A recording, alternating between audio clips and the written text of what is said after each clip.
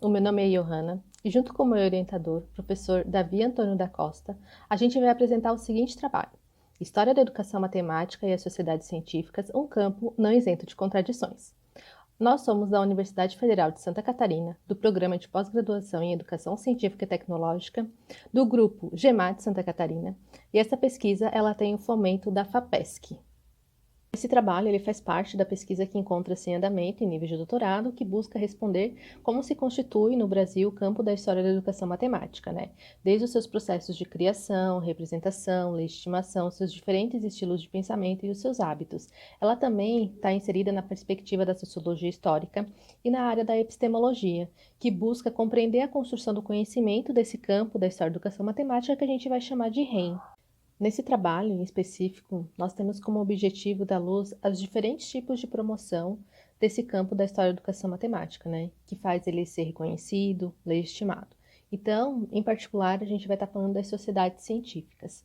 Também vamos falar brevemente da sociologia histórica, que permeia um pouco essa nossa perspectiva do trabalho, que é uma dialética entre história e sociologia, e também tendo como referencial teórico do Pierre Bourdieu, dos seus conceitos de campo, hábitos e capitais. Mas a gente vai falar de modo geral sobre o conceito de campo e permear um pouco o hábito científico desses agentes que constituem esse campo da história da educação matemática. A teoria bourdieusiana, ela apresenta a necessidade da unificação das humanidades, né? E assim também ele propõe a aproximação entre o passado e o presente. Em suas análises estão presentes também o espaço social e o tempo histórico. Eu vou destacar aqui uma fala de Bourdieu sobre a noção de hábitos, que ele fala: é importante lembrar que os agentes, ele têm uma história, que são o produto de uma história individual, de uma educação associada a determinado meio, além de serem o produto de uma história coletiva. São o produto da incorporação de estruturas sociais.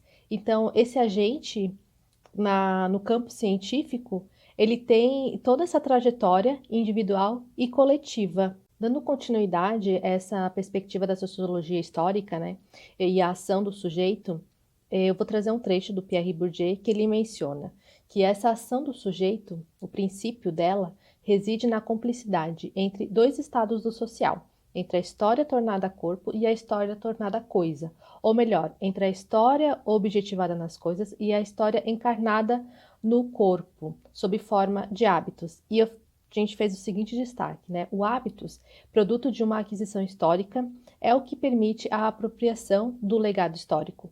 Então, quando a gente vai falar desse agente, ele tem sim esse hábitos incorporado, inculcado, que faz parte da sua própria trajetória histórica e que vai refletir nas suas próprias ações como um sujeito. A partir dessa explanação, vamos apresentar os aspectos sócio-históricos do campo da REM, os caminhos percorridos pelo coletivo de pesquisadores, em particular, neste caso, as sociedades científicas, que contribuem para o fomento e a socialização da própria área. Assim, vamos mobilizar também o conceito de campo científico para Bourdieu, que para o autor, os campos científicos, esses microcosmos que, sob certos aspectos, constituem mundos sociais idênticos aos demais, com concentração de poder, de capital, monopólios, relações de força, interesses egoístas, conflitos, etc., eles possuem, né, regras, hierarquias, conflitos, tensões, assim como sua própria delimitação e autonomia. O campo científico ele se situa num espaço de lutas simbólicas, sendo um sistema constituído de relações objetivas entre posições adquiridas em lutas anteriores.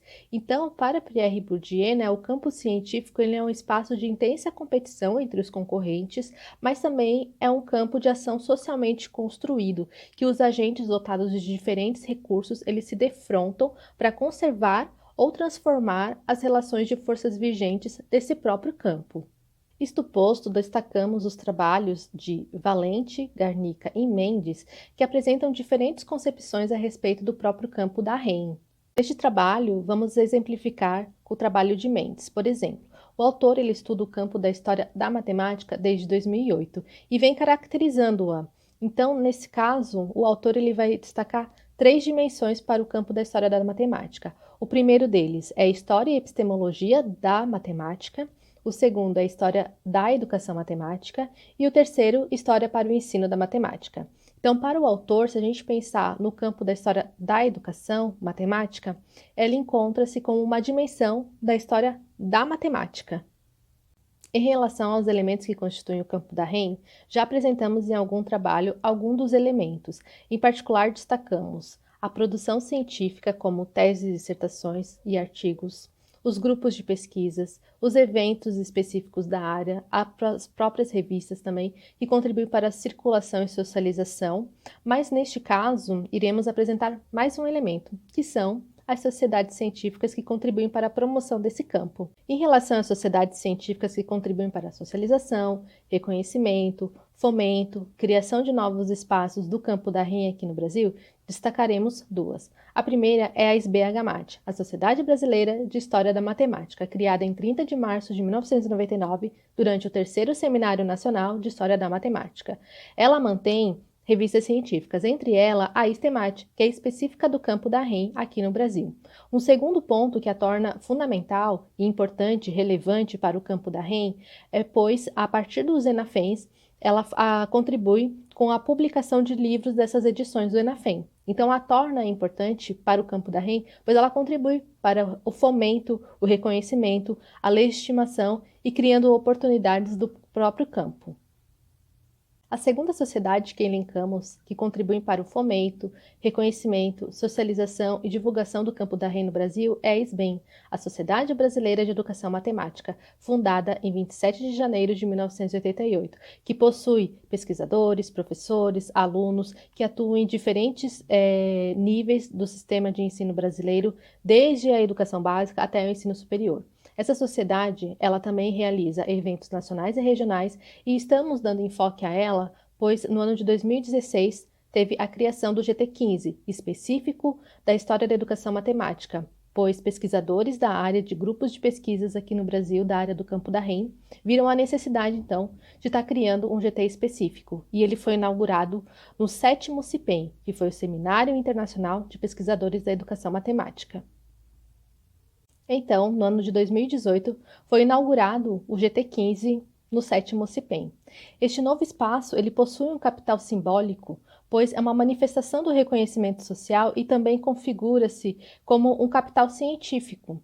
Então, o GT15, segundo os autores Hoffman, Costa e Nakamura, é um espaço adquirido muito significativo para compreender a representatividade e a legitimidade desse coletivo de pesquisadores da REM aqui no Brasil.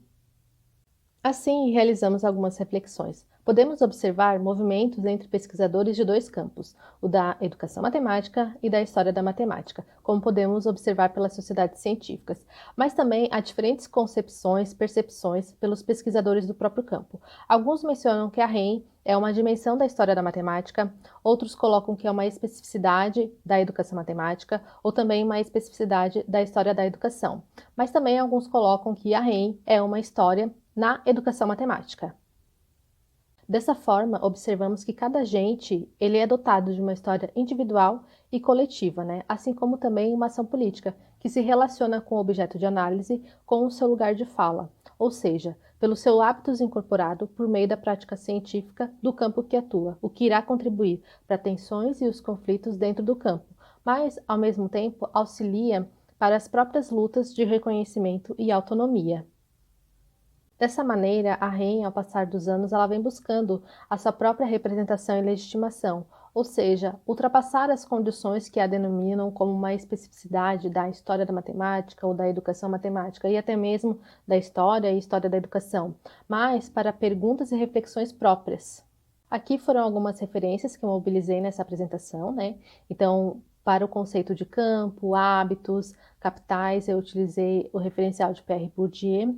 Também já havia realizado alguns trabalhos a respeito do próprio campo científico da REM e também trouxe a perspectiva de Mendes, Garnica e Valente. Muito obrigada!